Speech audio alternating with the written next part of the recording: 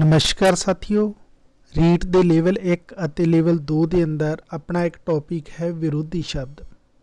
ਇਹ language first ਤੇ second ਦੋਨੋਂ ਦੇ ਅੰਦਰ ਹੈ, ਯਾਨੀ ਆਪਾਂ ਇਹ ਕਹਿ ਸਕਦੇ ਹਾਂ ਕਿ ਦੋਨੋਂ ਲੈਵਲ ਦੇ ਅੰਦਰ ਤੇ ਦੋਨੋਂ ਲੈਂਗੁਏਜ ਪੰਜਾਬੀ ਦੇ ਅੰਦਰ, ਚਾਹੇ ਤੁਸੀਂ ਫਸਟ ਲੈਂਗੁਏਜ ਪੰਜਾਬੀ ਪੜ੍ਹ ਰਹੇ ਹੋ ਜਾਂ ਫਿਰ ਸੈਕਿੰਡ ਲੈਂਗੁਏਜ ਪੰਜਾਬੀ ਪੜ੍ਹ ਰਹੇ ਹੋ, ਦੋਨਾਂ ਦੇ ਅੰਦਰ ਇਹ ਟੌਪਿਕ ਜੋੜਿਆ ਗਿਆ ਹੈ। ਤਾਂ ਅੱਜ ਆਪਾਂ इस बारे गलबात करांगे कि किस तरीके के प्रश्न पूछे जा सकते हैं या फिर पिछले सालों के अंदर किस तरीके के शब्द पूछे गए ने। वैसे तो ये बहुत ही सरल टॉपिक है, तो तुसी छोटियां जमातों तो ही इस दे बारे पढ़ते आए हो। वधेरेतर चांस यही होंदे ने कि इन्हां दे शब्द दे के उन्हां दे विरोधी शब्द पूछे जाते हैं, पर फिर भी कई बार वाक के संबंधित पूछे जाते हैं। ਆਪਾਂ ਇੱਥੇ ਇੱਕ ਪ੍ਰੈਕਟਿਸ ਕਰਨੀ ਹੈ ਜਿਸ ਰਾਹੀਂ ਆਪਾਂ ਨੂੰ ਇਹ ਪਤਾ ਚੱਲ ਸਕੇ ਕਿ ਉਹ ਕਿਸ ਪ੍ਰਕਾਰ ਦੇ ਸ਼ਬਦ ਨੇ ਜਿਨ੍ਹਾਂ ਦੀ ਅਕਸਰ ਇਮਤਿਹਾਨ ਦੇ ਅੰਦਰ ਸ਼ਾਮਿਲ ਕੀਤੇ ਜਾਣ ਦੀ ਸੰਭਾਵਨਾ ਬਣੀ ਰਹਿੰਦੀ ਹੈ। ਤਾਂ ਉਹ ਸਾਥੀਓ ਆਪਾਂ ਗੱਲ ਕਰਦੇ ਹਾਂ ਵਿਰੋਧੀ ਸ਼ਬਦ।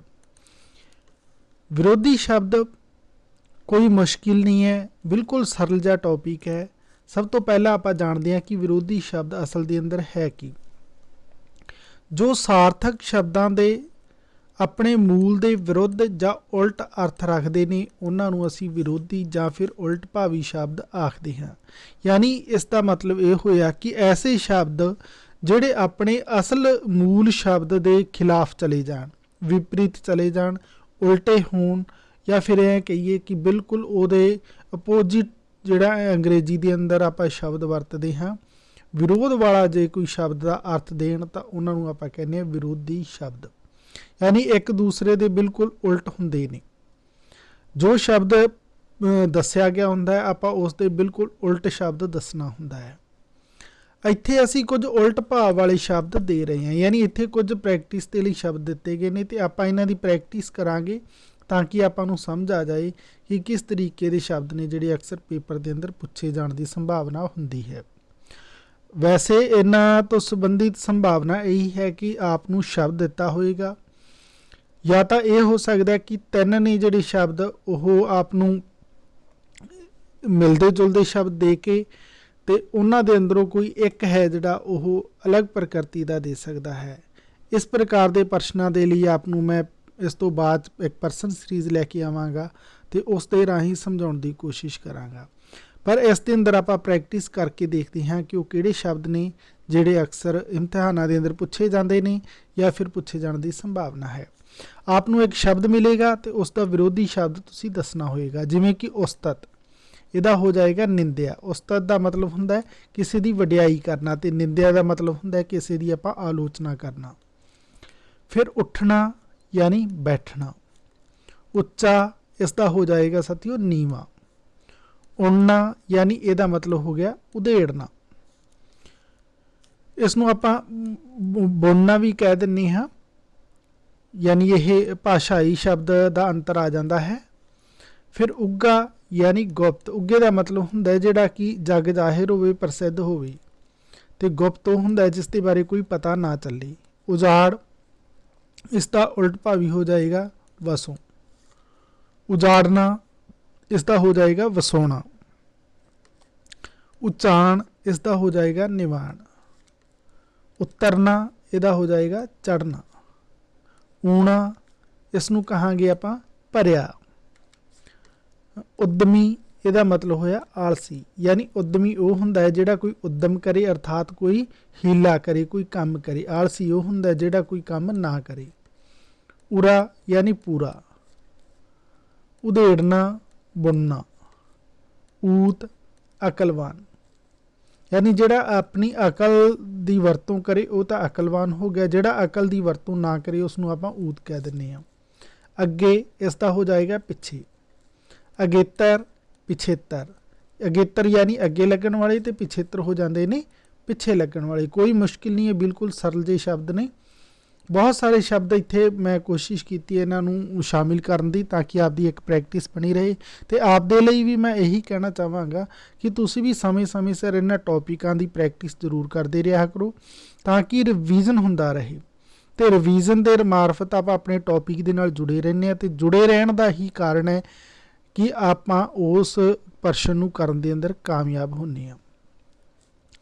फिर इस तो बाद 'ਚ ਆਪਾਂ ਹੋਰ ਸ਼ਬਦ ਦੇਖ ਲੈਂਦੇ ਹਾਂ, ਜਿਵੇਂ ਕਿ ਇੱਥੇ ਦਿੱਤੇ ਗਏ ਨੇ ਅਨੁਕੂਲ ਯਾਨੀ ਪ੍ਰਤੀਕੂਲ, ਯਾਨੀ ਆਪਣੇ ਵੱਲ ਦੀ ਹੋਵੇ ਉਹਨੂੰ ਆਪਾਂ ਅਨੁਕੂਲ ਕਹਿ ਦਿੰਦੇ ਹਾਂ, ਅਤੇ ਜਿਹੜੀ ਆਪਣੇ ਉਲਟ ਹੋ ਜਾਏ ਉਸ ਨੂੰ ਆਪਾਂ ਪ੍ਰਤੀਕੂਲ ਕਹਿ ਦਿੰਦੇ ਹਾਂ। ਅਸੀਂ ਯਾਨੀ ਤੁਸੀਂ। ਅਸਲੀ ਇਹ ਤਾਂ ਬਿਲਕੁਲ ਸਰਲ ਹੈ ਜੀ, ਇਸ ਦਾ ਨਕਲੀ ਹੋ ਜਾਏਗਾ। ਅਮਨ, ਅਮਨ ਦਾ ਅਰਥ ਹੁੰਦਾ ਹੈ ਜਿੱਥੇ ਕੋਈ ਸਭ ਲੋਕ ਬੜੀ ਸ਼ਾਂਤੀਪੂਰਵਕ ਰਹਿ ਰਹੇ ਹੋਣ, ਅਤੇ ਜੰਗ ਯਾਨੀ ਜਿੱਥੇ ਲੜਾਈ ਹੋ ਰਹੀ ਹੋਵੇ। ਅਨੋਖਾ ਯਾਨੀ ਸਧਾਰਨ। ਅਗਲੀ, ਇਸ ਦਾ ਹੋ ਜਾਏਗਾ ਉਲਟ ਭਾਵੀ ਸ਼ਬਦ ਪਿਛਲੀ ਹੋ ਜਾਏਗਾ। ਅੱਡਿਆ, ਮਿਟਿਆ, ਇਹ ਅੱਖਾਂ ਦੇ ਲਈ ਆ ਗਿਆ, ਦੇਖਣ ਦੇ ਲਈ ਆ ਗਿਆ ਇਹ ਸ਼ਬਦ। ਅਧਿਕਾਰੀ, ਅਣਅਧਿਕਾਰੀ। ਇਹ ਸ਼ਬਦਾਂ ਦੀ ਪ੍ਰੈਕਟਿਸ ਕਰਨ ਦੇ ਨਾਲ ਜਿੱਥੇ ਆਪ ਨੂੰ ਇਹ ਪਤਾ ਚੱਲ ਰਿਹਾ ਕਿ ਉਲਟ ਭਾਵੀ ਸ਼ਬਦ ਇਹ ਕਿਵੇਂ ਬਣ ਰਹੇ ਨੇ, ਉੱਥੇ ਆਪ ਨੂੰ ਸ਼ਬਦਾਂ ਦੀ ਪਹਿਚਾਣ ਵੀ ਹੋ ਰਹੀ ਹੈ। ਹੋ ਸਕਦਾ ਇਹਨਾਂ ਦੇ ਅੰਦਰੋਂ ਆਪ ਨੂੰ ਕੋਈ ਸ਼ਬਦ ਸ਼ੁੱਧ ਸ਼ਬਦ ਦੇ ਤਹਿਤ ਵੀ ਪੁੱਛ ਲਈ, ਜਿਵੇਂ ਕਿ ਅਧਿਕਾਰੀ ਨੂੰ ਆਪਾਂ ਕੀ ਕਹਾਂਗੇ, ਅਣਅਧਿਕਾਰੀ। ਜੋ ਅਧਿਕਾਰੀ ਨਹੀਂ ਹੈ ਉਸ ਨੂੰ ਕੀ ਕਹਾਂਗੇ, ਅਣਅਧਿਕਾਰੀ। ਆਦ ਯਾਨੀ ਜੋ ਆਰੰਭ ਹੁੰਦਾ ਹੈ, ਅੰਤ ਯਾਨੀ ਜਿੱਥੇ ਖਤਮ ਹੁੰਦਾ ਹੈ। ਆਮ, ਇਸ ਦਾ ਹੋ ਜਾਏਗਾ ਉਲਟ ਭਾਵੀ ਖਾਸ ਹੋ ਜਾਏਗਾ। ਅਵੇਰਾ, ਇਸ ਦਾ ਉਲਟ ਭਾਵੀ ਹੋ ਜਾਏਗਾ ਸਵੇਰਾ। ਆਦਰ, ਇਸ ਦਾ ਉਲਟ ਭਾਵੀ ਸ਼ਬਦ ਬਣੇਗਾ ਨਿਰਾਦਰ। ਫਿਰ ਇਸੇ ਤਰੀਕੇ ਨਾਲ ਅਸਲੀ, ਇਸ ਨੂੰ ਆਪਾਂ ਕੀ ਕਹਾਂਗੇ, ਇਹਦੇ ਵਿਰੋਧੀ ਸ਼ਬਦ ਨੂੰ ਨਕਲੀ ਕਹਾਂਗੇ। ਆਪਣਾ, ਇਸ ਦਾ ਵਿਰੋਧੀ ਸ਼ਬਦ ਹੋ ਜਾਏਗਾ ਪਰਾਇਆ। ਆਈ, ਇਸ ਦਾ ਵਿਰੋਧੀ ਸ਼ਬਦ ਆਪਾਂ ਕਹਾਂਗੇ ਗਈ। ਅੰਦਰ, ਇਹ ਬਿਲਕੁਲ ਸਰਲ ਹੈ ਸਾਥੀਓ, ਇਸ ਦਾ ਹੋ ਜਾਏਗਾ ਬਾਹਰ ਸ਼ਬਦ।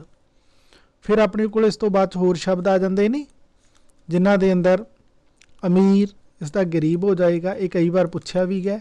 ਅੰਨਾ, ਸੁਜਾਖਾ ਹੋ ਜਾਏਗਾ, ਜਿਸ ਨੂੰ ਵਧੀਆ ਦਿਖਦਾ ਹੋਵੇ, ਸਾਫ ਸੁਥਰਾ ਦੋਨੇ ਅੱਖਾਂ ਤੋਂ। ਅੰਨਾ, ਜਿਸ ਨੂੰ ਨਾ ਦਿਖਦਾ ਹੋਵੇ।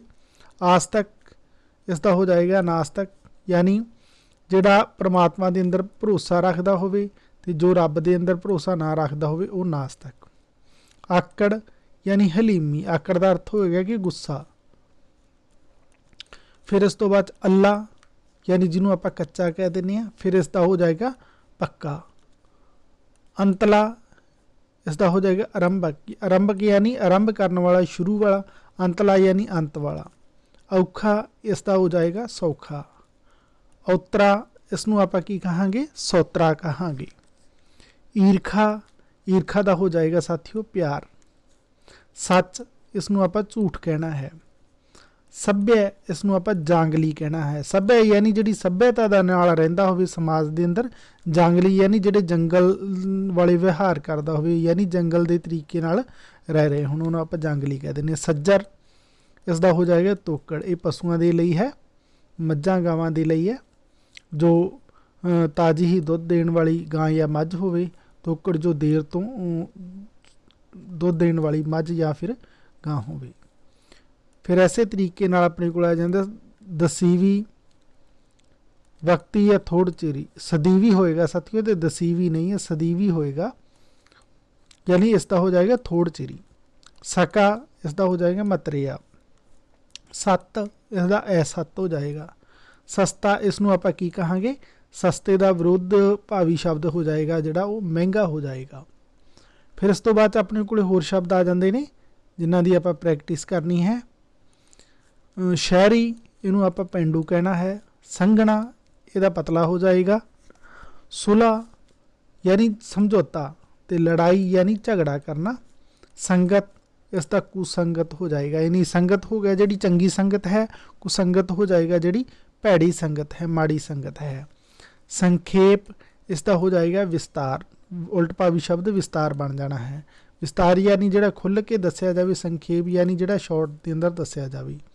ਸੰਗਾਊ ਯਾਨੀ ਸੰਗਣ ਵਾਲਾ, ਨਿੱਜਕ ਜੋ ਸੰਗਦਾ ਨਾ ਹੋਵੇ। ਸੁਲ੍ਹਾ, ਲੜਾਈ, ਇਹ ਸ਼ਬਦ ਆਪਾਂ ਉੱਪਰ ਵੀ ਪੜ੍ਹ ਕੇ ਆਏ ਹਾਂ। ਸੁਖੀ, ਦੁਖੀ ਹੋ ਜਾਏਗਾ, ਬਿਲਕੁਲ ਸੌਖਾ ਹੈ।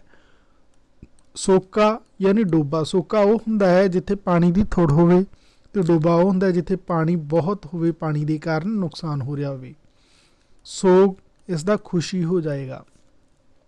ਸੁਲੱਖਣਾ ਯਾਨੀ ਕੁਲੱਖਣਾ, ਬੱਚਿਆਂ ਦੇ ਲਈ ਬੋਲਦੇ ਨੇ। ਸੁਸਤ, ਇਸ ਨੂੰ ਆਪਾਂ ਕੀ ਕਹਾਂਗੇ, ਉਲਟ ਭਾਵੀ ਸ਼ਬਦ ਇਸ ਦਾ ਕੀ ਦੱਸਾਂਗੇ, ਚੁਸਤ ਹੋ ਜਾਏਗਾ। ਸੁੰਗੜਨਾ, ਇਸ ਦਾ ਉਲਟ ਭਾਵੀ ਹੋ ਜਾਏਗਾ ਖਿੱਲਰਨਾ। ਸੱਜਰ, इसका उल्ट भावी शब्द हो जाएगा तोकड़। सखना इसका उल्ट भावी शब्द हो जाएगा भरिया। सुक्का इसका उल्ट भावी शब्द हो जाएगा गिला। फिर सुनिया इसका उल्ट भावी शब्द है अणसुनिया। सुहागन यानी विधवा, इन्हां दे बारे आपनूं पता होएगा, आम साडे जीवन दे अंदरों ने। सिद्धा इनू आपां कहांगे पंजाबी दे अंदर पुट्ठा। स्वाद इहदा शब्द हो जाएगा उल्ट भावी बेस्वाद। साफ इसका उल्ट भावी शब्द हो जाना है गंदा। साखी इहदा हो जाएगा साथी है, साथी उसनूं साथी पढ़ना। साथी यानी इहदा हो जाएगा दुश्मन। सियाणा आपां उल्ट भावी शब्द के अंदर की कहांगे कमला। शर्म इसका उल्ट भावी शब्द हो जाना है बेशर्म। होर भी साथियों इत्थे बहुत सारे शब्द दिते ने, कोशिश है कि आपनूं वधेरे शब्द समझाए जाण, पर फिर भी वीडियो दी एक लिमिटेशन ध्यान च रखते हुए कि बहुता लंबा वीडियो आपां नहीं शूट कर सकते, तो इस दे कारण मैं आपनूं ये PDF भी अवेलेबल करवा रहा तो क्वेश्चनां दे मार्फत भी इन्हां जिहड़े शब्द ने इन्हां नूं मैं लैके हाज़र होवांगा।